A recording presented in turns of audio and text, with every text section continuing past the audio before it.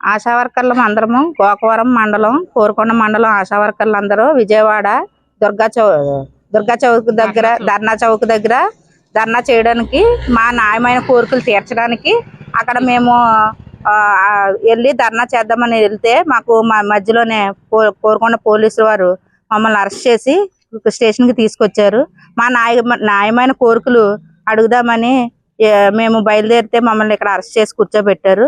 మాకు కావాల్సిన న్యాయమైన కోరికలు కనీస వేతనం పెంచమని, రిటైర్మెంట్ బెనిఫిట్స్ చూపించమని, సంక్షేమ పథకాలు అమలుపరచమని, మెటర్నిటీ లీవ్లు ఇమ్మని, రాజకీయ వేధింపులు తగ్గించమని, ఆన్లైన్ వర్క్స్ తగ్గించమని, అక్కడ వెళ్ళే వాళ్ళు అక్కడ కనబడిన వాళ్ళు అందరినీ అక్కడ అరెస్ట్ చేసేసి అర్ధరాత్రి లేకుండా రాత్రి లేకుండా అరెస్ట్ చేశారు. అలాగే యూనియన్ లీడర్ గా ఉన్న వాళ్ళు ఇంటి దగ్గర అవసర్జనగా 3 రోజుల నుంచి అరెస్ట్ చేసి అక్కడే అవసర్జనగా ఉంచారు, అరెస్ట్ చేశారు. అది తప్పించుకొని మేము విజయవాడ వెళ్ళి మా న్యాయమైన కోరికలు తీర్చుకుందామని వెళ్తే మమ్మల్ని మధ్యదారిలోనే బస్సులు ఆటోలు ఉన్న వాళ్ళు అందరినీ దింపి పోలీస్ స్టేషన్కి తీసుకొచ్చి ఇక్కడ కూర్చోబెట్టి మమ్మల్ని ఇలా నిర్బంధించారు.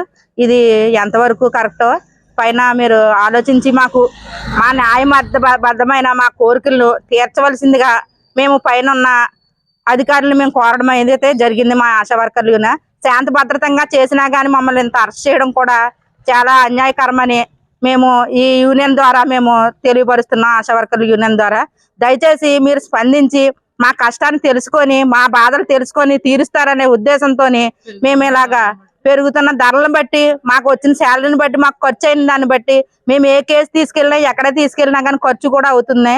ఆ ఖర్చులు ఎవరికి లేదు కానీ 10,000 ఇస్తున్నారన్న మాట వస్తుంది అదండి. కానీ బయట నిత్యావసర వస్తువులు ఎన్నెన్ని ఎంతెంత రేట్లు ఉన్నాయో వాటితో 10,000తో ఎలా బ్రతకగలం అనేది ఆలోచించి మా పరిస్థితిని మీరు ఆలోచించి చెయ్యాలని మరీ మీ ఆశా వర్కర్ యూనియన్ గా మేము కోరుకుండడం అనేది జరుగుతుందండి.